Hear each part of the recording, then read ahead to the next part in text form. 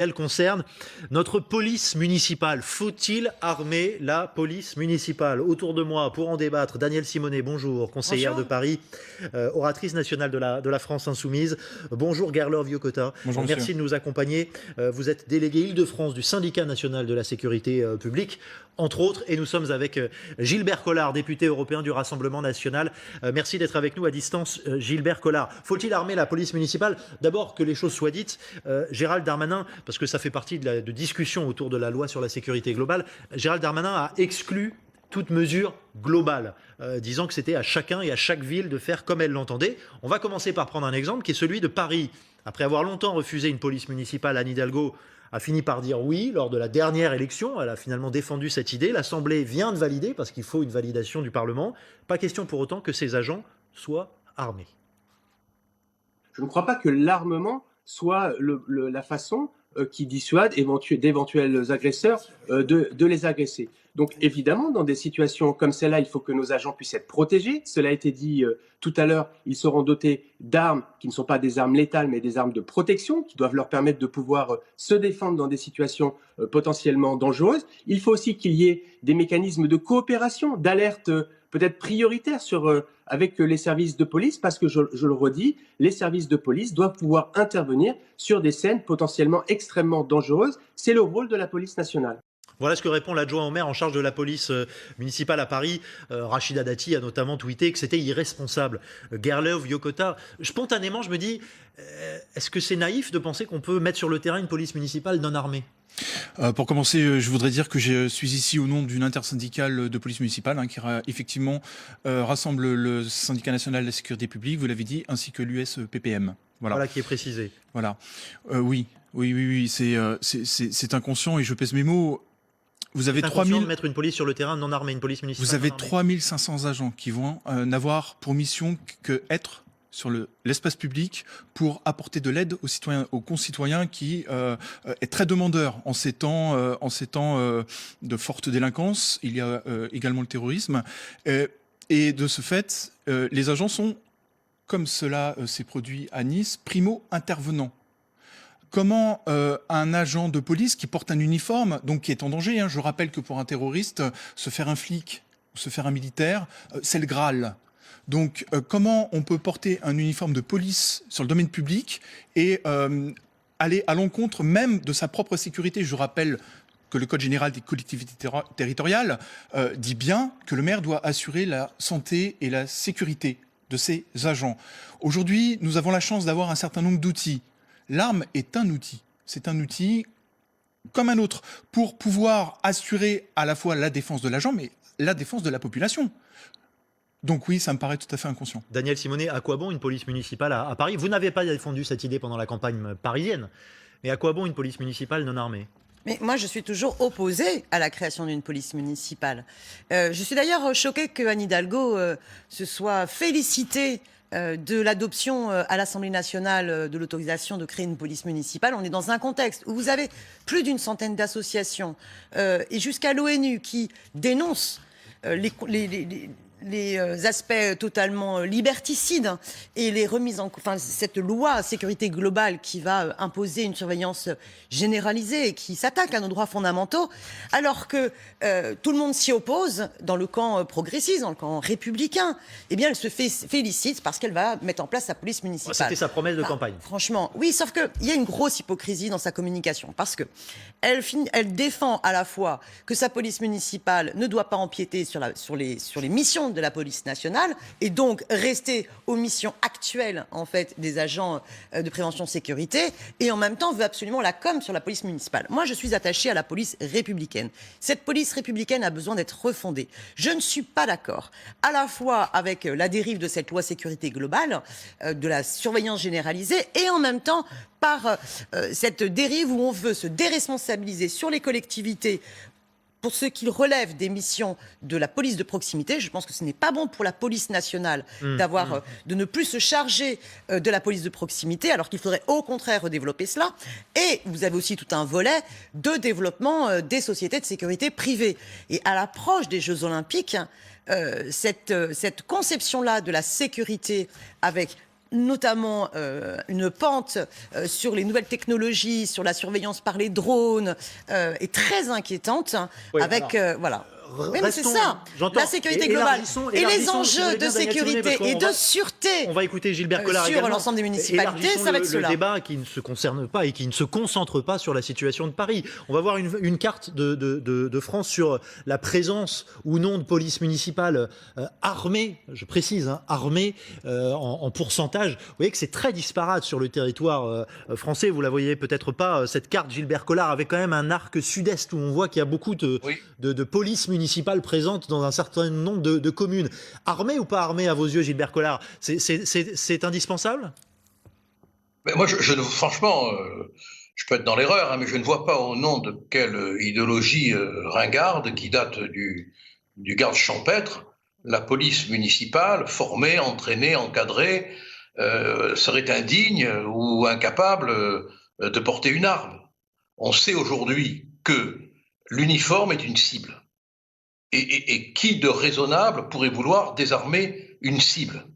On sait qu'à Nice, les policiers, s'ils n'avaient pas été armés, n'auraient pas pu neutraliser l'assassin et qu'il aurait pu continuer à faire des dégâts. On se rappelle quand même que le 8 janvier 2015, Clarissa Jean-Philippe est morte, assassinée par Koulibaly, et qu'elle n'avait pas d'arme.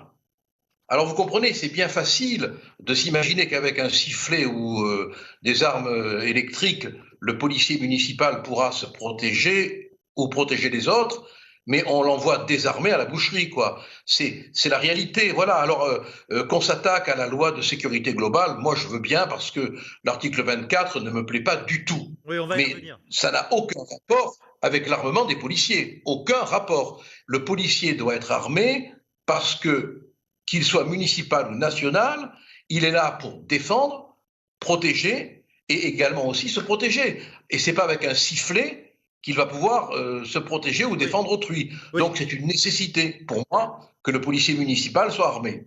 Gerlof Yokota, on entend vos collègues de la police nationale nous dire aussi souvent finalement, l'usage d'armes à feu, on ne l'utilise pas si souvent que ça, et peut-être tant mieux d'ailleurs, cette arme à feu, mais en plus, on s'entraîne quand même pas beaucoup à l'usage de l'arme à feu. La formation, c'est quand même pas optimal. Là, on a la garantie que si on donne des armes à feu aux policiers municipaux, ils sauront s'en servir comme il se doit, ils seront accompagnés comme il se doit. On a encore cette image de police municipale, d'agents des parcs à qui on remettait un uniforme le week-end pour encadrer une manifestation. Je suis également formateur référent professionnel pour le Centre national de la fonction publique territoriale, donc je forme des agents durant 6 mois déjà à exercer leur profession il y a également un référent professionnel en ce qui concerne toute la partie physique et partie armement. Aujourd'hui, la police municipale, c'est une formation aboutie qui n'a rien à envier à la police nationale. Je suis moi-même un ancien gardien de la paix, j'ai beaucoup de casquettes et je suis également un ancien inspecteur de sécurité de la ville de Paris, donc je peux parler en leur nom. La formation, elle est vraiment aboutie, elle est présente, elle est là. J'ai presque envie de vous dire, et je ne veux surtout pas décrier mes collègues de la police nationale pour qui j'ai beaucoup d'affection. Mais allez-y. En police municipale, on s'entraîne plus qu'en police nationale. Voilà. Bon, voilà, c'est très inquiétant ce que vous dites, parce que pourquoi c'est inquiétant? Pourquoi c'est inquiétant? Moi, je suis républicaine. Ça veut dire que je suis attachée à la République une et indivisible, qui garantit l'égalité de tous les citoyens sur l'ensemble des territoires de la République. Et c'est pour ça que je souhaite une police républicaine refondée, bien mieux formée, et que les conditions de la sûreté et de la sécurité de tous nos citoyens soient la même partout. Si elle dépend d'une police municipale, c'est pour ça que le débat, c'est pas simplement police municipale armée ou pas, c'est police républicaine ou police républicaine et police municipale. Il y a une inégalité territoriale, parce que c'est ça que vous dites, vous selon allez ce que avoir fait une votre mairie. inégalité territoriale en fonction des moyens des collectivités, en fonction des stratégies, des orientations politiques. C'est extrêmement problématique. Et en plus, je pense sincèrement que sur les tâches de la police républicaine, c'est une mauvaise chose. Nous avons besoin de retrouver une police de proximité qui soit capable de faire de la prévention, qui soit capable de repenser la relation avec les habitants. Ça C'est peut pour être ça, la par tâche de exemple, la police municipale, mais justement. non, parce que justement, si vous dissociez, et la police municipale s'occupe de cela, alors est-ce que vous croyez que vous allez améliorer les relations avec la police nationale, pour laquelle on a besoin de retisser les relations et du consentement? Je veux dire, quand on demande, la bataille en ce moment pour avoir le droit de filmer les policiers, c'est parce qu'on sait bien que sur bon nombre de cas de violences policières, si on n'avait pas eu les images, on n'aurait pas pu rendre ça public. Mais il faut derrière cela, quand on veut le récépissé contre le contrôle aux faciès, faire en sorte aussi que la police nationale puisse Daniel être aussi Simonet, une police du quotidien la réponse pour retravailler les de Garlow relations Yokota avec la sur cette population. question-là. Vous parlez Est-ce que vous en- d'inégalité territoriale, mais il existe d'une part la péréquation. Et d'autre part, vous avez des aides octroyées par les ministères, les FIPD, Fonds interministériels. Vous avez les aides dispensées par la région, par les départements, pour les villes justement les plus nécessiteuses. Donc je travaille moi-même dans le 95 pour une commune qui bénéficie de ces aides, d'une partie. Et non, je ne suis pas du tout d'accord avec vous. La police municipale, elle a même d'ailleurs, elle a les mêmes attributions, quelle que soit la commune de France. Il y en a 5000. Mais bien sûr que non. Oui, oui. Elle n'a pas les mêmes moyens, elle n'a pas les mêmes missions, elle n'a pas les mêmes Mais les mêmes formations. missions que qui Enfin, Ça dépend écoutez, du maire. Ça Le dépend maire, du Ben oui, le maire- ça dépend des maires. Oui, mais un Donc maire- déjà, rien que pour mais ça, c'est normal, c'est le patron. C'est une déconstruction Alors républicaine attendez, qui est j'aimerais déjà qu'on en entende soi Gilbert Collard problématique. sur ce sujet. Je voyais réagir Gilbert Collard. C'est vrai qu'il y a une forme d'inégalité Oui, non, oui, d'une non. ville à l'autre. Non, mais je réagis sur 2 points. Étant précisé encore une fois que je suis très méfiant à l'égard de la loi sécurité globale et son article 24. Bon. Je ne vois pas en quoi la police municipale ne serait pas républicaine.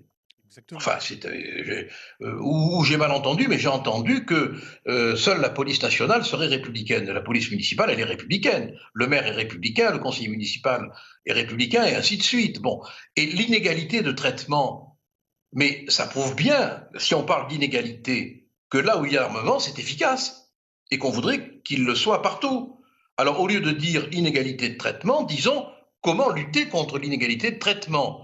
Et puis, enfin, en ce qui concerne l'entraînement, les policiers municipaux aujourd'hui s'entraînent beaucoup plus, peut-être, c'est vrai, Oui, c'est ce que les vient de policiers dire nationaux. Garlow Yokota. Ça, c'est une réalité, c'est une réalité de terrain Non, mais attendez, qu'il là, faut vous avez un acteur de reconnaître. terrain. Attendez, pas en même temps. Si, il n'y a Mais- pas de Mais non, bavure. il n'y a aucune Aucune étude, bavure, il y madame. a aucune étude qui l'atteste, qui voilà, atteste que, quoi 25 qui 000 atteste d'une meilleure formation de la police municipale à J'ai l'usage pas dit des armes. meilleure formation. Et je vais vous dire, Une il y a bonne besoin formation. par contre de bien plus de formation de la police républicaine. Ce livre récent par un journaliste qui était rentré dans la police pour pouvoir de l'intérieur analyser, racontait que s'il avait une expérience par an d'entraînement de tir, c'était le grand maximum. Je suis Donc pas là c'était pour quand parler même au nom de la vraiment police nationale. Moi, je problématique. parle au nom de la police municipale. Vraiment problématique. Mais encore une fois, nous avons besoin d'une police républicaine. Ça veut dire J'entends- quoi républicaine? Ça veut dire l'égalité sur l'ensemble des territoires de la République. Ça veut dire aussi fonction Simonet. régalienne de l'État. Vous Ça veut avez dire Au mot de la formation. fin à Garlow Yokota. 53% des policiers municipaux, on a à peu près 25, on flirte les 25 000 policiers municipaux en France.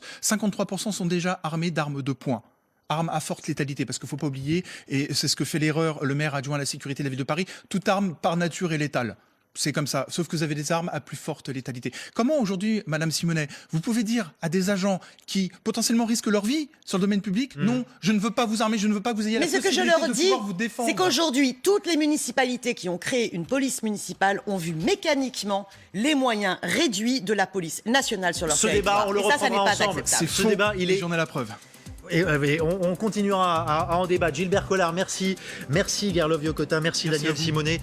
Il n'est pas tranché, on a entendu voilà, toutes les opinions qui s'expriment tous les jours dans LCI Midi. Il sera question dans un instant du protocole sanitaire, nouveau protocole sanitaire.